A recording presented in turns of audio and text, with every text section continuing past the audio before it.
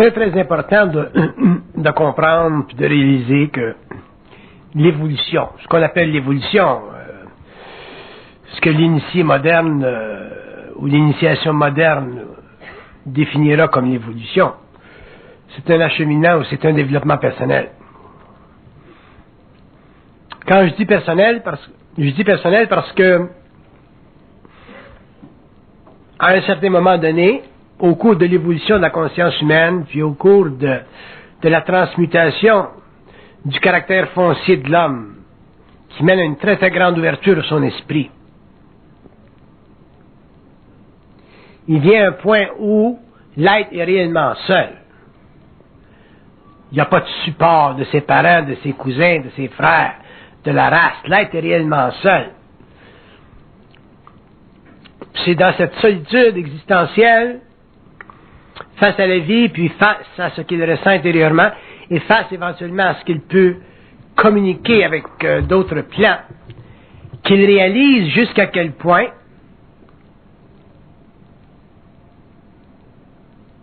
la formation de son ego dépend de son attachement à la conscience terrestre, donc à la conscience sociale, à la conscience de la race, à travers les différentes avenues comme l'éducation, la lecture, et ainsi de suite, ou la culture. Et que c'est au-delà de tout ça que commence son apprentissage. L'homme commencera à apprendre, donc à savoir par lui-même, lorsqu'il aura complètement dépassé les bornes qui aujourd'hui lui servent de guide, qui sont nécessaires, valables et qui ont été historiquement sanctionnées. Si on dit que pour le développement d'une psychologie évolutionnaire, l'ego devra développer un attribut qui ne faisait pas partie de la conscience de l'évolution. Parce que l'autorité pendant l'évolution appartenait à d'autres. Elle appartenait à des forces à l'extérieur de soi, ou même à des forces à l'intérieur de soi, mais qui étaient sur d'autres plans que soi. Donc, pendant l'évolution, l'homme n'a jamais eu la chance, ou l'occasion, ou l'opportunité de vérifier jusqu'à quel point il pouvait interpréter la réalité à sa manière. Et quand je dis interpréter la réalité à sa manière, je veux dire interpréter la réalité d'une manière universelle qui convient à tous les hommes. Et il n'a jamais pu le faire parce que il n'a jamais développé de critique absolue, c'est-à-dire qu'il n'a jamais assiégé la forteresse de la connaissance humaine, qu'elle soit philosophique, spirituelle, religieuse, idéologique, à un niveau ou un autre. L'homme n'a jamais assiégé les fondations de sa civilisation, de sa culture. Il y a eu du remue-ménage, il y a eu des révolutions, il y a eu de l'évolution, il y a eu des hommes qui sont venus dans certains temps et qui ont créé des idées chocs. Il y a eu des Victor Hugo, il y a eu des princes de la pensée, mais il n'y a jamais eu d'assassineur de pensée.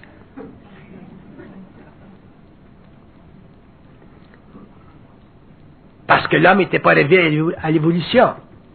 Il était encore dans l'involution.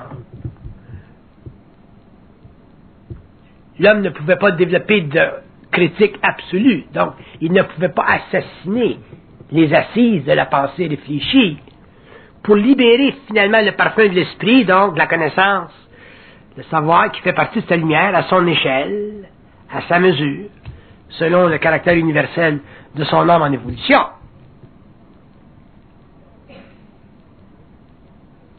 Donc Aurobindo, quand Aurobindo disait qu'en 69, il y avait une lumière qui frappait l'homme sur la terre, que l'homme venait en contact avec une lumière sur la terre, il avait raison, Aurobindo. Donc, il situait l'homme sur une nouvelle courbe d'évolution, et ensuite, après lui, et au cours des générations à venir, ce sera le travail de l'homme de faire la même chose qu'il a fait pendant l'involution, c'est-à-dire se développer. Mais cette fois-ci, au lieu de se développer par rapport à des forces qui lui imposaient une doctrine, l'homme se développera par extension lui-même, par ce que j'appelle conscience en émission, au lieu de conscience en réflexion. Une conscience en émission, c'est une conscience qui possède techniquement ou qui a accès techniquement à tous les territoires. Quand je dis tous les territoires, je veux dire à tous les plans de conscience.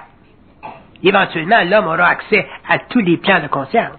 Ce qui veut dire que l'homme sera capable de légiférer les lois sur le plan matériel, qu'on appelle la science.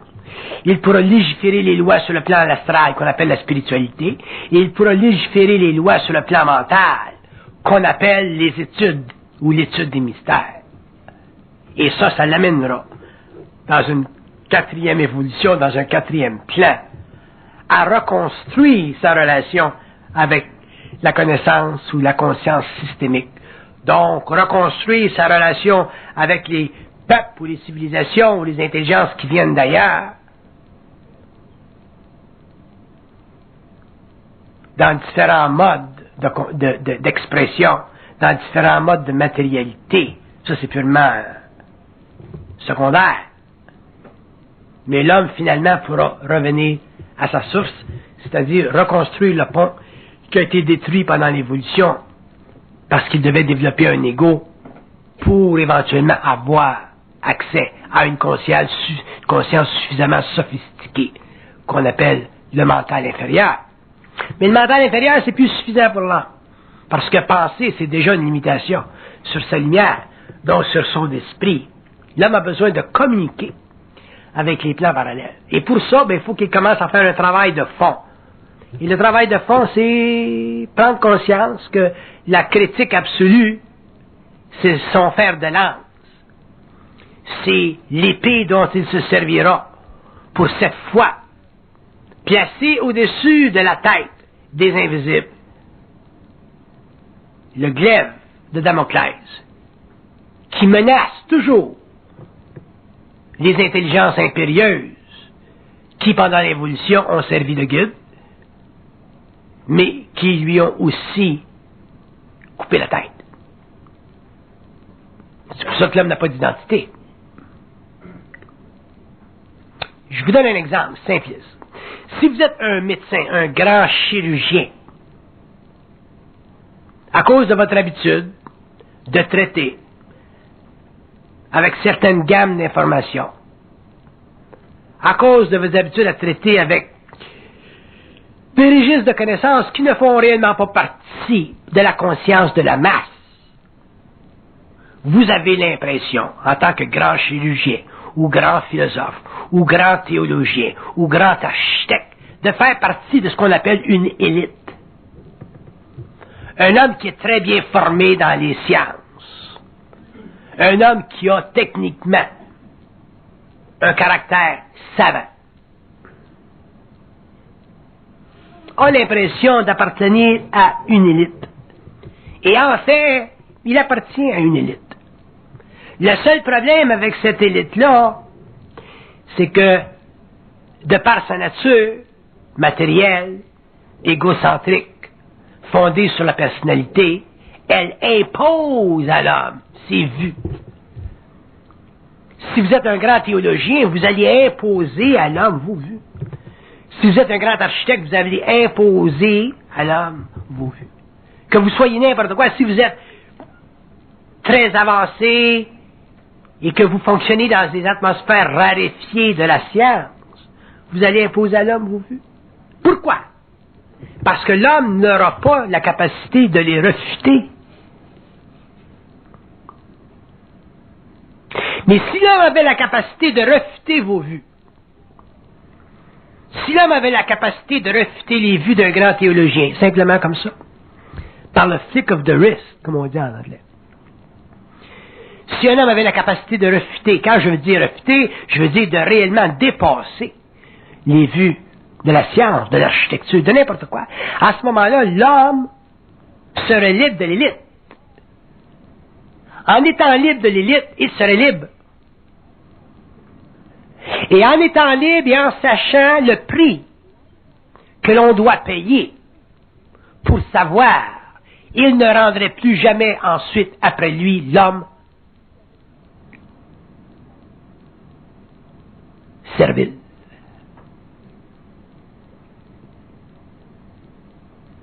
Si l'élite, ce qu'on appelle l'élite, était réellement grande sur la terre, elle ne chercherait pas, par tous les moyens, occultes ou non, insidieux ou non, per force ou non, à établir son pouvoir sur la conscience humaine. Donc le grand théologien, s'il était réellement grand dans le sens de l'esprit et non pas dans la fortitude de l'âme, supporté par une mémoire mécanique très développée, il pourrait facilement rencontrer un homme, un être, quelque part dans le monde, et l'écouter, et trouver que, ouais, peut-être que cet homme-là a quelque chose à dire qui est intelligent. Donc le problème avec l'élite dans le monde, c'est qu'elle se croit unique, et qu'elle se donne le rôle, et qu'elle s'est toujours donné le rôle, d'imposer à l'humanité des doctrines qui font partie de son apprentissage, mais qui font aussi partie de son mental doctrinaire. C'est pour ça que je haïs, moi, en tant qu'individu, les gens intelligents. J'haïs l'intelligence mécaniste involutive. Non pas parce qu'elle n'est pas belle, mais parce qu'elle donne pas elle donne pas de chance au petit homme de sentir que lui aussi, il y en a peut-être de l'intelligence. Je me rappelle une histoire que ma femme me racontait quand elle était jeune. Elle était à l'école et elle posait au professeur des questions. Probablement que les questions dans ce temps-là tournaient autour de Adam et Ève, la pomme, puis toute la bébelle, là. La tour de Babel, on peut s'imaginer.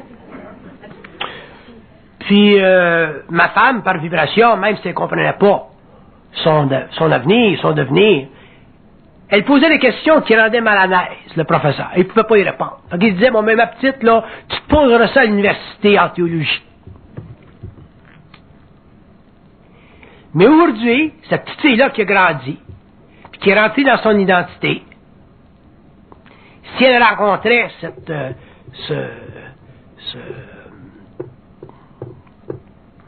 ce modèle d'ignorance, puis qu'elle dirait, bon, ben, assis-toi, petit gars, m'a te parler, là. M'a te parler de ta vie, là. M'a te faire de la voyance sur ta vie, m'a t'expliquer qu'est-ce qui t'a fait l'an passé, qu'est-ce que t'as fait de 10 ans, pourquoi ta femme t'a crissé là. Qu'est-ce que tu fais, là, dans la vie, comment est-ce que tu penses. Puis qu'elle commencerait lentement, là, à réellement, là, l'étamper, comme on parle, là. Ce prof-là, il se sentirait mal. M'a te parlé de ça, des archanges, puis Dieu, puis toutes ces affaires-là, puis la mort. M'a tout expliqué ça, c'est toi, là. Puis faire comprendre que c'est pas un degré universitaire qui donne à l'homme le droit à la connaissance. Le degré universitaire, il fait simplement, il donne simplement le droit de pouvoir bien te mémorer ce que les choses, ce que les autres ont mémorisé avant toi. Donc, ton degré universitaire, techniquement, te permet de cristalliser dans la forme un mouvement très long, historiquement très long, développement très lent, de ce qu'on appelle l'ignorance sophistiquée, des jeux d'esprit,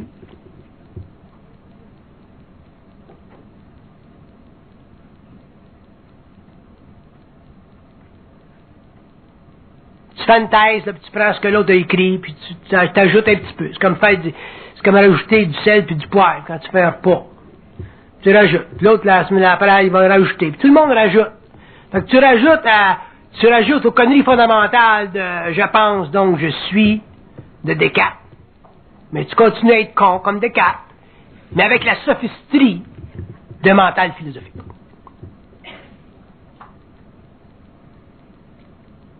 C'est pour ça que c'est heureux qu'on soit arrivé en science aujourd'hui, que la science soit venue pour nous libérer un peu de la fabulation. Parce que la science, c'est exact. Les scientistes ne demandent pas si c'est la vérité, ce qui se passe dans le laboratoire. Mais en dehors de la science, on parle de vérité. Puis le petit prof de ma femme, c'était la vérité. Je ne sais pas ce qui était rendu dans l'histoire de la pomme, mais il va falloir un jour que l'homme apprenne à reconnaître. Puis quand je parle de l'homme, je parle de l'élite. Apprenne à reconnaître qu'il y a dans le monde, de par le monde, des êtres qui sont peut-être pas sophistiqués, mais qui savent des choses. Et si l'élite n'en arrive pas à réaliser ça, il va venir un point où l'élite va se sentir extrêmement dépassée au niveau de la connaissance.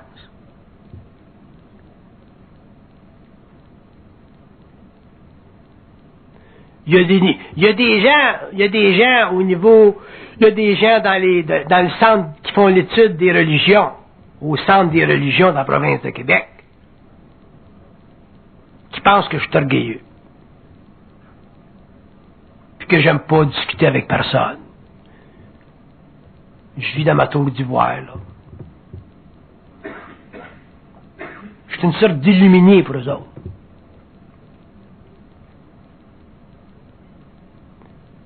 Mais, ils viennent pas me voir.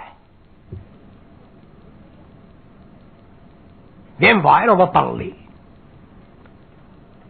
Si je veux. Ah, là, ils vont dire, tu vois, là, s'il veut. Mais je veux même pas le voir. Là, ils vont dire, tu vois, il veut pas nous voir. Pourquoi est-ce que je veux pas les voir? Parce que je veux pas leur faire de la peine. Puis pourquoi je veux pas leur faire de la peine? Parce que je veux pas les mettre en initiation. Parce que je veux pas leur faire réaliser jusqu'à quel point ils sont ignorants.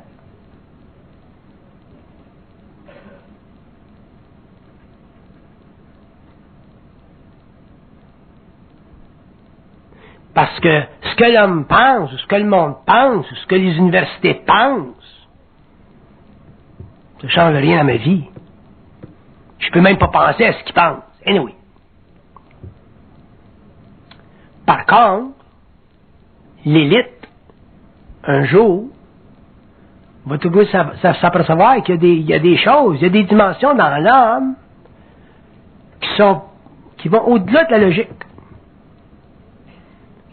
Tu prends Jojo Savard, tu peux rire comme tu veux de Jojo Savard, tu peux analyser son show à télévision, Jojo Savard, tu peux faire une critique de journaliste de Jojo Savard. Mais il y a du monde dans le monde, il y a des Jojo Savard dans le monde, il y a des intuitifs, il y a des voyants dans le monde qui savent des choses, qui ont accès à des choses, qui font partie de la connaissance de l'homme. Peut-être qu'ils ne peuvent pas l'expliquer comme il faut. Peut-être qu'ils n'en comprennent pas tous les mécanismes, toutes les arcanes.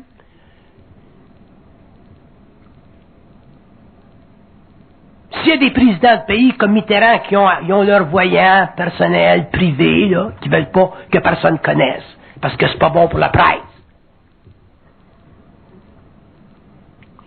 S'il y a des femmes de présidents comme Nancy Reagan qui a son astrologue, c'est pas bon pour la presse.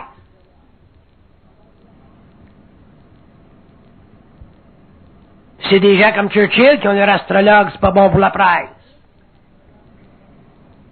Pourquoi? Parce que l'élite est orgueilleuse. L'élite ne veut pas laisser sentir qu'il y a des trous dans son sac qu'elle ne peut pas calfeutrer, l'élite. Il n'y a rien de plus orgueilleux que l'élite. Y a-tu plus orgueilleux qu'un grand théologien encrassé dans la mémoire de la race judéo-chrétienne.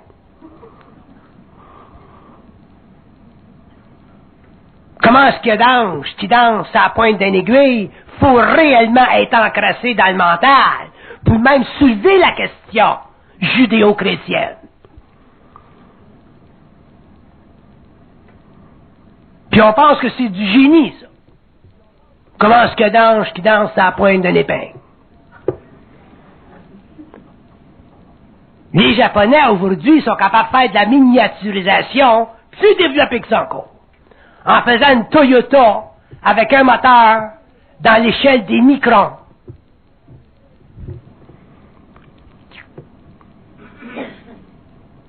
C'est ça le problème de l'élite.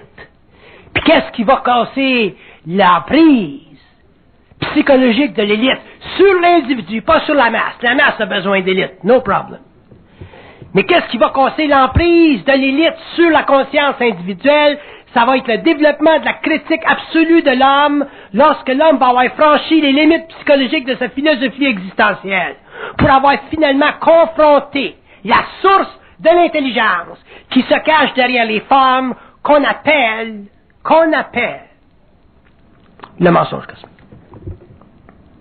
À partir du moment où l'homme utilise un terme pour définir un plan quelconque de la réalité, s'il n'est pas suffisamment conscient et en conscience critique pour déconditionner le terme lui-même, il est automatiquement prisonnier de la forme, donc il est automatiquement prisonnier de la pensée élitiste de son temps.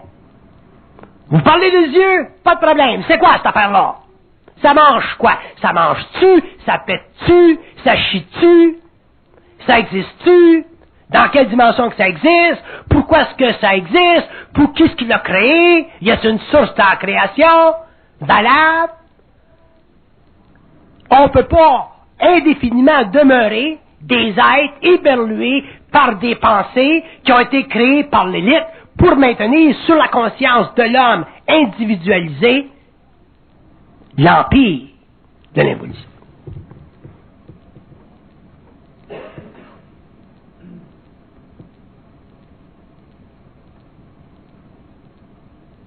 J'ai un de mes amis, grand philosophe, grand ami de Sartre, qui me disait il y a quelques années, quand je proposais d'y expliquer quelque chose, il me dit « Non. » J'ai dit « De quel droit as-tu de me dire non? Pour qui est-ce que tu te prends, calice, pour me dire non?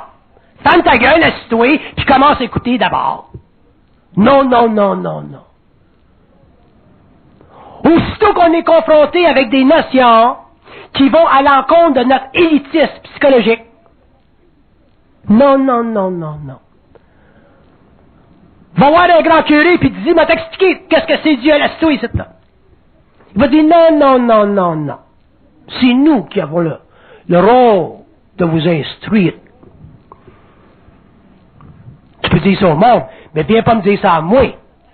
Parce que ton café, tu ne digéreras pas, mon con. Les anges. Bon, j'ai rien contre le concept d'un ange, mais c'est quoi? Viens pas me dire que c'est un article de foi. L'article de foi. Ça, t'achètes ça chez Eaton, des articles de foi.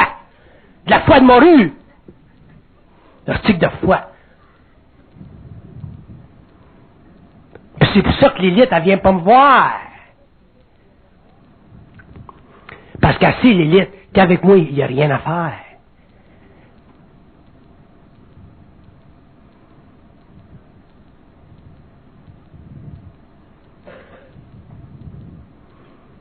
Fait que là, ils disent, bon, ce gars-là, Bernard de Montréal, c'est un orgueilleux. Aussitôt que tu confrontes l'élite, aussitôt que tu écris des choses qui les forcent à avaler ce qu'ils savent pas, puis à renvoyer ce qu'ils savent,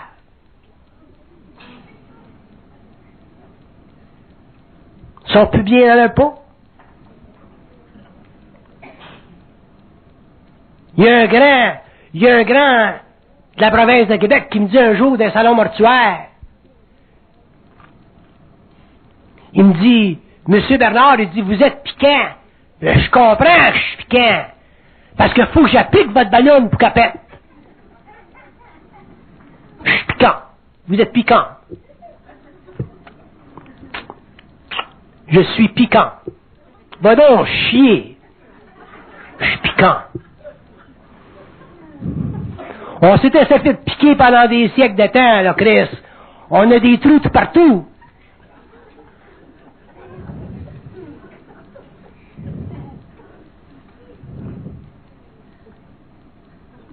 Puis je suis faim. Imagine-toi si j'étais pas faim. Hey! Qu'est-ce qu'il dirait pour me décrire? Il pourrait plus dire, je suis piquant, là. Ah, je suis piquant. C'était mon prof de latin puis de grec dans le temps, quand j'étais à l'école. Là, il trouve que je suis piquant.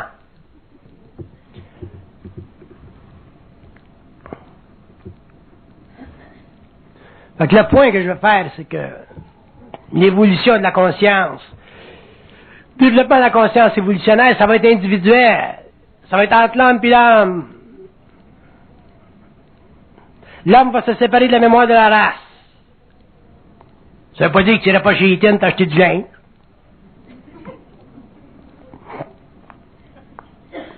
Ça veut pas dire que tu vas pas arrêter ces lumières rouges.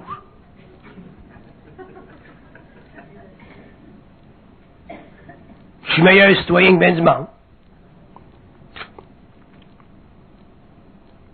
Même des fois, je passe pas sur la lumière rouge, puis je sais qu'il n'y a pas de police dans le coin. Mais je change pas pareil. Parce qu'il y a quelqu'un à côté qui dit, ah, il a passé. Fait que pour pas impressionner négativement mon confrère conducteur, je passe pas. Mais peut-être que si j'étais un curé, je passerais. Pour lui faire un petit péché de m'avoir jugé.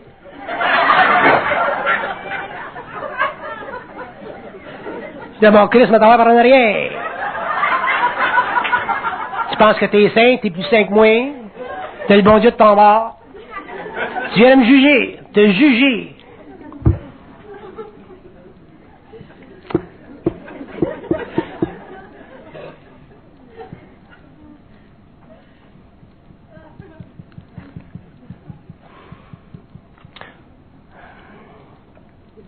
Quand l'homme va développer une conscience critique, il va commencer à découvrir qu'il est très seul dans son être-té. Puis qu'il est bien là. Et qu'il aime facilement l'âme ou l'humanité, dans la mesure où elle n'est pas trop élitiste, pas trop orgueilleuse, qu'elle se parle pas trop au sérieux. Parce qu'on commence à développer une conscience mentale suffisamment sophistiquée pour commencer à traiter avec l'étude des différents systèmes matériels, psychiques et autres. C'est pas fini l'évolution de la planète Terre. On est en 1995, 96, whatever. Ça, c'est le problème de pas trop penser. Ça fait que...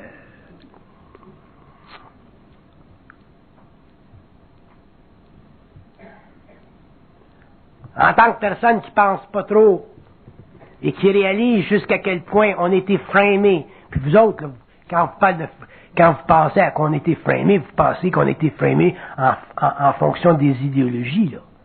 Mais là, vous n'avez pas commencé, l'homme n'a pas commencé encore le grand voyage intérieur. Quand tu vas sur les plans le soir, là. Puis qu'il rencontre, puis qu'il rencontre, puis qu'il rencontre, puis qu'il rencontre, puis qu'il rentre en conversation avec différents niveaux d'intelligence puis d'entité, là. C'est là que tu vois jusqu'à quel point on était framé. Puis c'est là que la lutte, elle commence. Fait que l'homme conscient vivra jamais la lutte, vivra jamais de révolution sociale, mais il va vivre une révolution intérieure.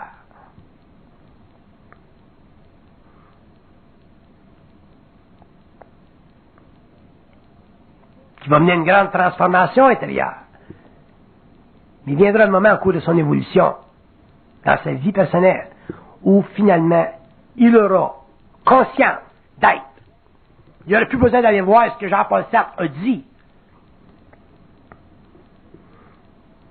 Il n'aurait plus besoin de faire référence à Shakespeare. To be or not to be. We're not to be anyway. L'homme va réellement savoir qu'est-ce que c'est être.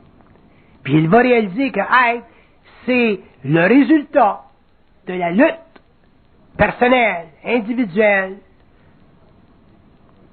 contre tout ce qui constitue en lui le mensonge. Puis il y a des vérités qui existent dans le monde qui sont tellement mensongères, elles sont très nécessaires, mais elles sont tellement mensongères qu'à partir du moment où l'homme réalise ça, il ne peut plus appartenir à la mémoire de la race.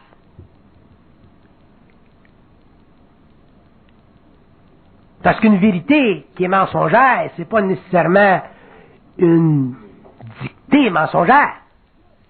C'est une perception mensongère. La Vierge, elle apparaît à un petit gars d'un champ. Le petit gars est en transe. Dédoublement astral, les yeux dans la graisse de bine. Il l'entend, puis il parle avec. À sortir, puis là, il revient normal. Il compte son histoire aux journalistes. La Vierge m'est apparue.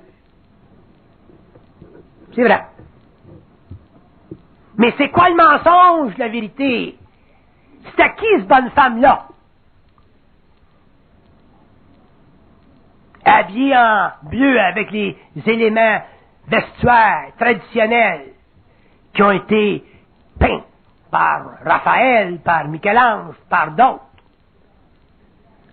Autrement dit, des couleurs, des vêtements qui appartiennent à la mémoire de la race, pour convenir psychologiquement avec la forme, qui permet à la race de s'identifier à une forme, pour maintenir encore la race dans l'ignorance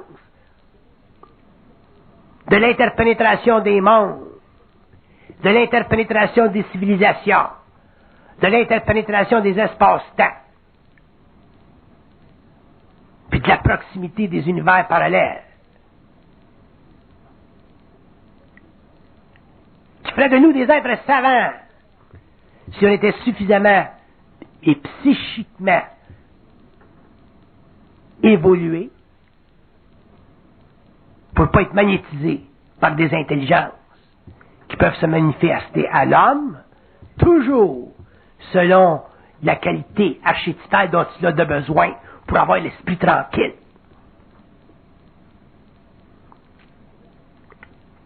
La Vierge t'apparaît. T'es safe. Mais elle apparaît pas du monde comme moi, bon. Oh, sacrement non, il t'a touché, lui. Ça passera pas, lui.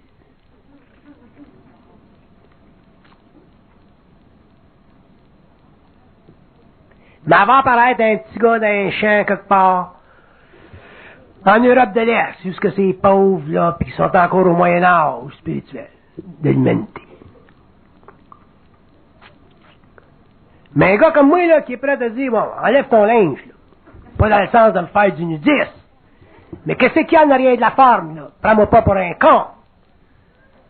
Parce que moi, tu me magnétiseras pas ces autres plans. Je n'ai vu d'autres avant toi. Qu'est-ce que t'as de l'air? Ah, tu viens de là. C'est ça ton nom. Il y a un langage qui existe entre l'homme et ce monde-là. Tu peux le parler, c'est comme n'importe quoi. C'est pas du russe, c'est pas connecté aux langues indo-européennes. Mais il y a un langage. Tu peux parler à ce monde-là. Mais quand tu parles à ce monde-là avec un langage d'une certaine manière, puis que t'es plus magnétisé dans le mental, là, tu t'aperçois que c'est pas la même affaire. C'est pas une petite bonne femme avec une robe bleue, puis des pans blancs en avant, puis une petite peau d'ivoire, qui se tient avec les yeux dans la graisse de bine, puis qui te dit de prier, puis de prier, puis de prier, puis de prier, puis de prier. Tu peux pas me dire de prier, moi. On va te dire, c'est toi, Chris. Y en a-tu de la conversation entre toi et moi? Là, il n'y en a pas, là, parce que moi, c'est moi qui va te faire prier. Il va te prier de crisser ton camp. Shit or get off the pot. On n'est plus des cons, là.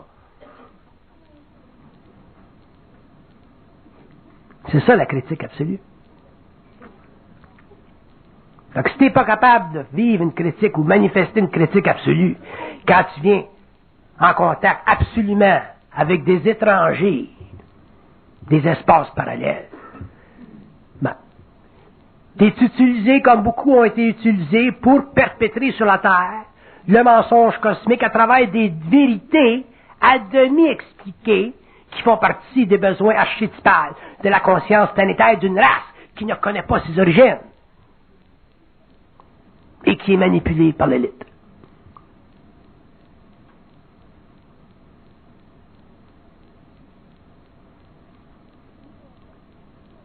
Fait que les concepts qui soutiennent la conscience humaine sur la Terre, n'importe quel niveau, que ce soit des concepts religieux, spirituels ou occultes, n'importe quelle fantaisie, qui est une expression du mental humain, transmis, canalisé, par vertu médiumnique ou par vertu philosophique ou simplement par la pensée, dirigé, ça doit être par là, investigué, compris.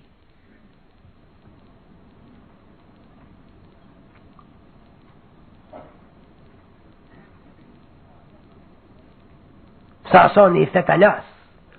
On va demeurer des êtres spirituels, du bon monde, ou on va demeurer des êtres matériels, matérialistes, encore du bon monde. On ne sera jamais intelligent.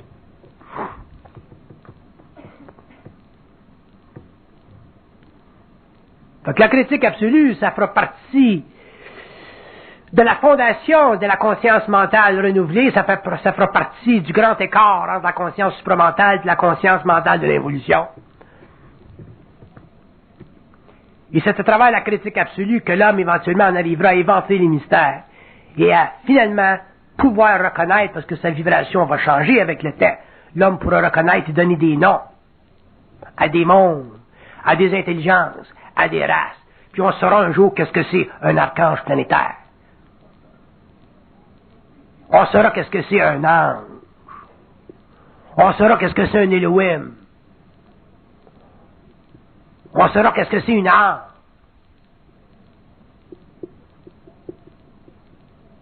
On saura qu'est-ce que c'est un vaisseau séraphique, une conscience morontielle, un corps astral. On pourra reconnaître la nature de la communication télépathique avec les plantes. Avec qui se compare? D'où ce que tu viens, toi? Tu fais quoi? On le saura.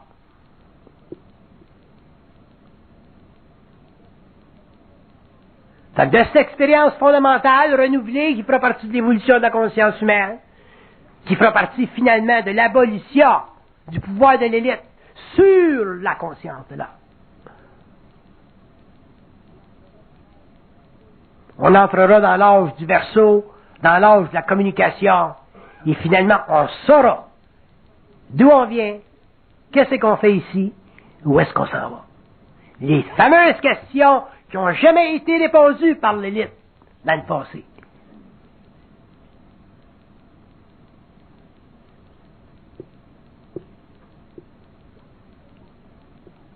L'homme s'y donnera ses propres réponses à lui-même, parce qu'il aura finalement compris que critiquer absolument veut dire lutter absolument contre le mensonge. Si l'homme veut se sécuriser psychologiquement derrière les formes spirituelles qui ont été institutionnalisées,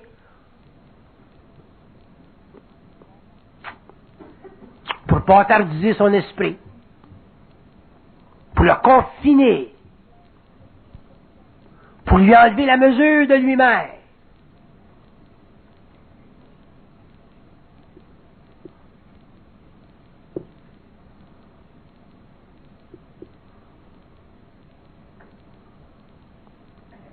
donc l'homme commencera à réaliser que dans le fond, il n'y en a pas d'autorité au-dessus de lui.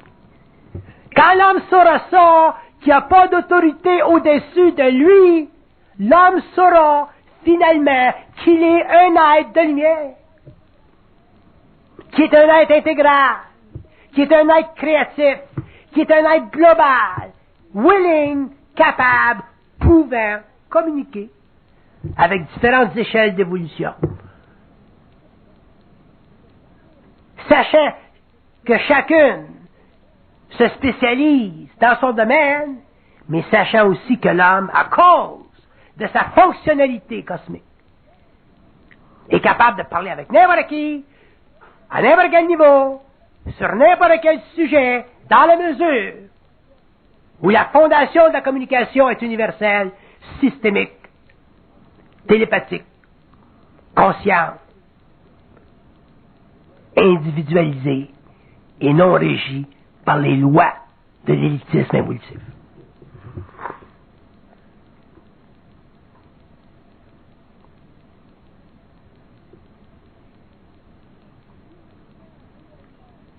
Sur les plans réellement bas de la lumière, sur les plans réellement bas de l'expérience planétaire, il y a des peuples dans le monde aujourd'hui qui ont la responsabilité inconsciente, mais cosmique, de mener les masses, les grandes masses humaines, vers un plus grand degré de libération, d'évolution, de liberté. Et ce grand peuple-là vit en Amérique. C'est l'Amérique, de par sa constitution, qui amène lentement dans le monde une lumière qui peut être affaiblie, mais néanmoins une lumière qui rencontre des objections contre les élites des autres nations. Mais vous ne pouvez pas repousser la lumière. Ça, s'éteint pas la lumière, c'est un feu, la lumière.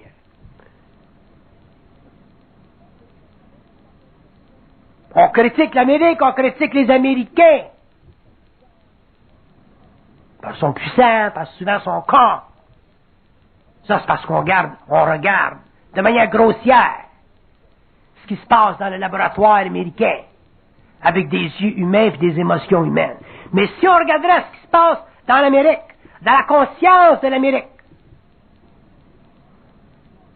ce que signifie la Constitution américaine pour l'évolution des peuples et des races de la Terre, pour l'évolution des femmes de la Terre, on réaliserait qu'il y a un grand rapport, qu'il y a un grand rapprochement entre l'inconscience spirituelle américaine et les forces cosmiques sur la Terre, dans l'invisible, qui travaillent à l'émancipation de l'homme à des niveaux très très inférieurs. C'est l'Amérique qui va amener la communication dans le monde.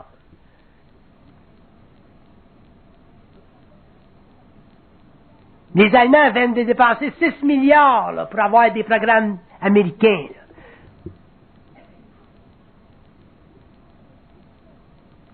L'Internet, tout ça, là, ça vient d'où? Ça vient de l'Amérique, ça. Fait que les peuples québécois, les peuples canadiens, les Américains, ça fait partie, ça, d'une console qui est à l'avance, psychiquement sur la Terre, qui est devant tous les peuples, qui est à l'avance de tous les peuples.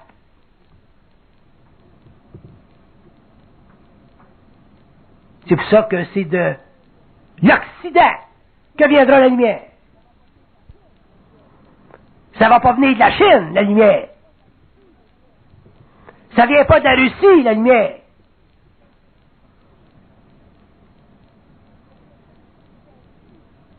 Ça vient pas des peuples qui ont cru un petit peu trop à l'élitisme, la lumière. L'élitisme marxiste, l'élitisme oriental. Ça vient des peuples où l'élitisme est vraiment fragmenté, là. L'Amérique. Les Américains, l'élite, là.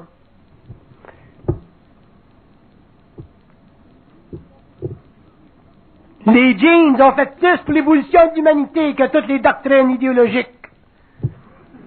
Les jeans, les running shoes, la musique, le cinéma, la danse, coller, funny. Les choses qui ont choqué l'élite, qui ont permis finalement, à un niveau inconscient, à des êtres, avec leur inconscience, de commencer à réaliser que la domination des âmes, ça tire à sa fin. Fait que si vous amenez ça sur une échelle plus loin, plus avancée, plus vaste, plus occulte, Il y en a un autre grand Américain. Il y en a un autre homme de l'Amérique. Il y en aura d'autres hommes de l'Amérique. Il y aura d'autres Américains qui confronteront l'élite, qui confronteront le mensonge,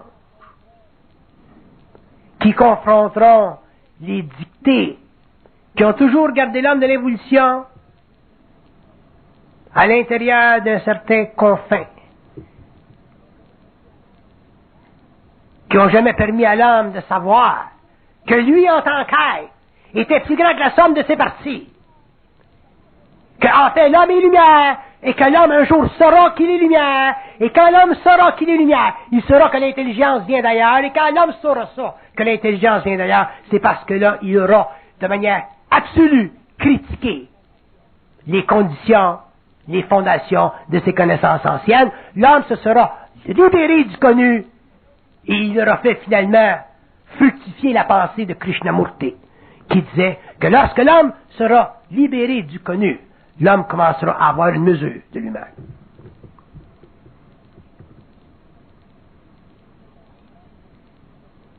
Et c'est seulement la crainte psychologique de l'ego qui empêchera l'homme de se libérer du connu, de se libérer de la mémoire de la race, qui était nécessaire pendant l'évolution parce que l'ego devait se développer pour la structuration psychologique d'une société, mais qui n'avait rien à voir à faire avec l'évolution de l'homme, le maître d'œuvre de toute conscience incarnée, l'homme, morontiel, conscient, évolué, individualisé, qui représente la fusion de l'esprit de l'âme,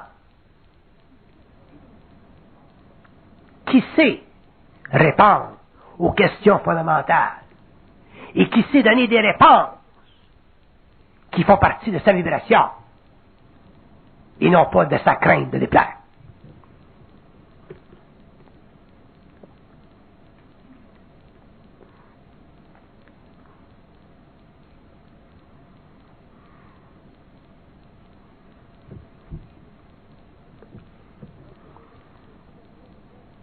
Quand vous aurez un esprit critique, on dira de vous autres aussi que vous êtes orgueilleux. Qu'est-ce qu'elle se prend? Qu'est-ce qu'elle se prend, elle?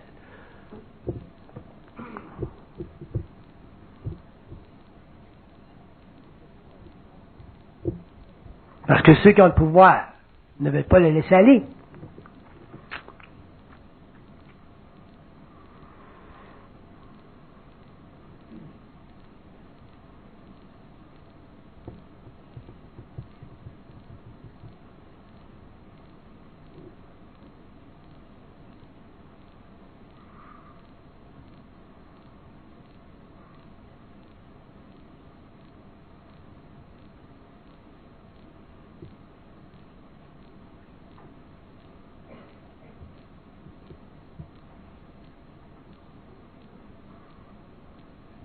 J'ai reçu une lettre de France dernièrement.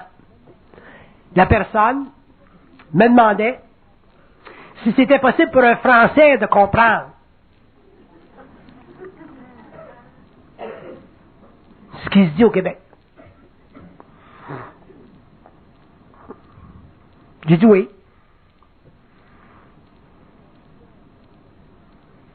À condition que vous soyez pas trop offusqué par le degré d'opprobrerie que vous pouvez recevoir au Québec quand on se fâche.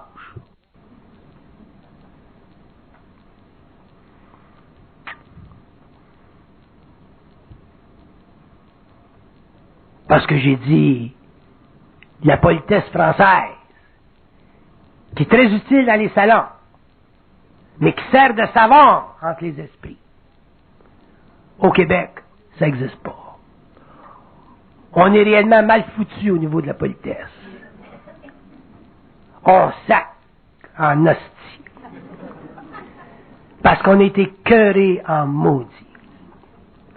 Puis on a plein de cul de l'ignorance. Fait que j'ai dit, il n'y a pas grand-chose qu'on peut dire, nous autres, au Québec, sans vous offusquer, vous autres, les Français polis. Par contre, je peux vous dire une chose. Il y a assez de feu au Québec. Il faut mettre le feu au cul à n'importe qui.